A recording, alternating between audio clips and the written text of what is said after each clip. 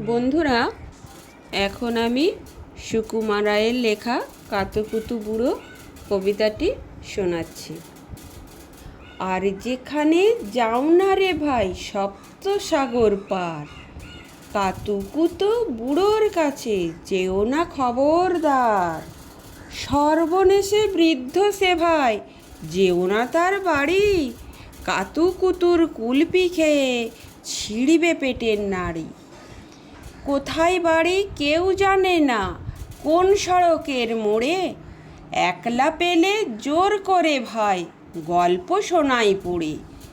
বিদঘুটে তার গল্পগুলো না জানি কোন দেশি, শুনলে পরে হাসির চেয়ে কান্না আসে বেশি। না আছে তার মুন্ডু মাথা, না আছে তার মানে, তবুও তোমায় হাসতে হবে তাকিয়ে বুড়োর পানে। কেবল যদি গল্প বলে তাও থাকা যায় সয়ে, গায়ের ওপর সুড়সুড়ি দেয় লম্বা পালক লয়ে।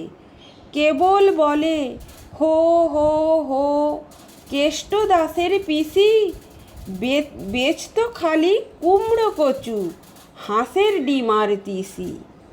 ডিমগুলো সব লম্বা মতন, কুমড়োগুলো বাঁকা, কচুর গায়ে রং বেরঙের আলপনা সব আঁকা। অষ্টপ্রহর গাইতো পিসি, আওয়াজ করে মিহি, ম্যাও ম্যাও ম্যাও, বাকুম বাকুম, ভো ভো ভো, চিহি।